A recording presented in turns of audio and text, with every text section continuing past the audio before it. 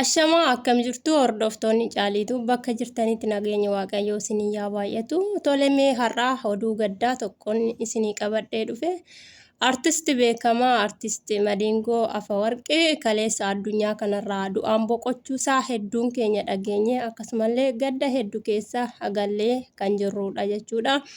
Akkuma beekamu yeroo hammaa kana waggoota muraasan asitti artistoonni Itoophiyaa bebbeekamoonni dargaggoonni reefu lafaa ba'aa jiran jaalatamoo uummata biratti ta'an akkasuma yeroo dhiyoo keessatti uummata isaanii biratti wantoota babbareedaaf jaalatamaa ta'e dhiyeessanii biyya isaaniitiif aarsaa tokko kanfalu jedhanii wareegamaa jiran haala hin taanee fi akka hin beekamneen lubbuu isaanii darbaa jira jechuudha. Isaan keessayyus tokko artisti Madiingoo Afawarqii ta'ee jira jechuudha.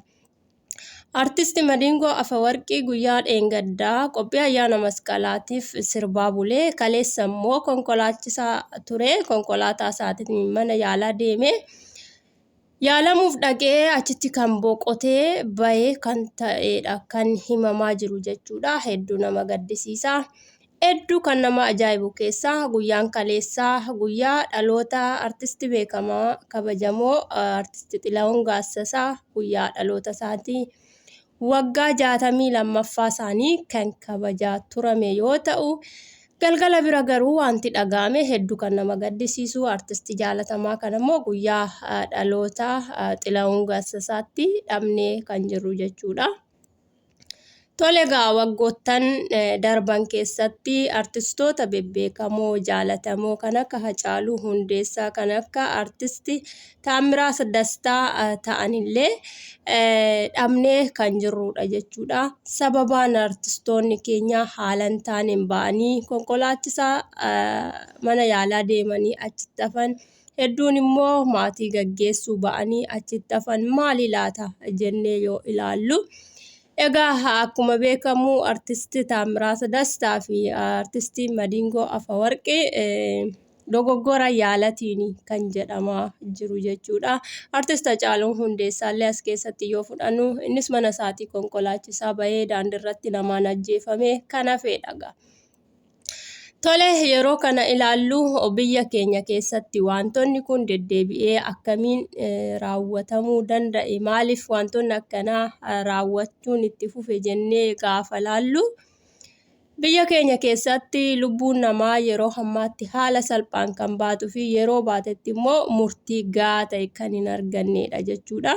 Kanaafis namoonni wanjaloota garaagaraa raawwatan haaluma salphaadhaniin murteen isaanitti kennamu salphaa waan ta'eef namoonnis gara lubbuu namaa balleessutti wanta amma kana isaan rakkisuu hin jiru. Maaliif hidhamanii waggoota muraasa murteen isaanitti kennamu waggaa muraasa akka mucaa karameellaa hatee tokkotti isaanitti kennama waan ta'eef namni kamiyyuu yeroo wanjala raawwatu wanti isa sodaachisu hin jiru jechuudha.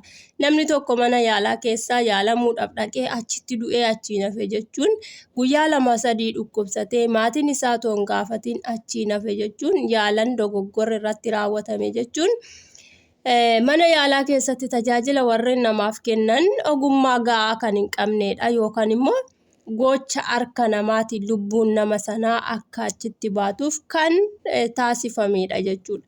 Kanaaf biyya keenya kana keessatti maaltu ta'aa jira kan jedhuuf mootummaan keenya kun qorannoo guddaa irratti taasisee murtee lubbuu namaatiif kennuu qaban jedhaani akka kootti. Maaliif namni tokko har'a bahee du'ee inni tokkos borutti dabalamee du'a yoo ta'e wanti raawwatamaa jiru kun ittuma kan fufuudha jechuudha. Yeroo dhiyoo keessatti egaa artistoota hedduu dhabneerraa akkasumas daa'imman hedduu dhabneerraa barataan gara mana barumsaa deemee yeroo itti galuu dhabee hojjataan immoo hojjadheen daa'imman koo maatii koo jijjiira jedhee ba'ee yeroo itti hafaa jirudha. Namoonni kamiyyuu ba'anii kan yeroo galatti dhabanidha. Kuni kan baay'atuuf murteen gahaa ta'e biyya keenya keessatti seeraan kennamuu dhabuu isaaniirraa jechuudha. Kanaaf artisti jaalatamaa beekamaa kanaaf lubbuun isaa haa boqottu jenna. Hedduun isaaniillee haala kanaan daandii kana warreen boqotamaniif lubbuun isaanii mirga qulqullootaa nuuf haa galu. Maatii isaaniitiif immoo jajjabina haa kennuu fi uummata Itoophiyaa maraaf jaallattoota isaanii dinqisiifattoota isaanii warra ta'aniif Waaqayyo jajjabina haa kennu. Garuu immoo biyya keenyaaf jaalalaaf tokkummaa nageenya nuuf haa buusu. Waan dhugaa dhabdee lubbuun baatee akka maleetti akka nafneef Waaqayyoon nagaa nuuf haa buusu. Mootummaa seera qabeessaallee Waaqayyo nuuf kennee lubbuun namoota akka murtee argattu Rabbiin nu haa gargaaru. Warreen du'aniif boqonnaa Rabbi haa kennu. Nagaan naa tura.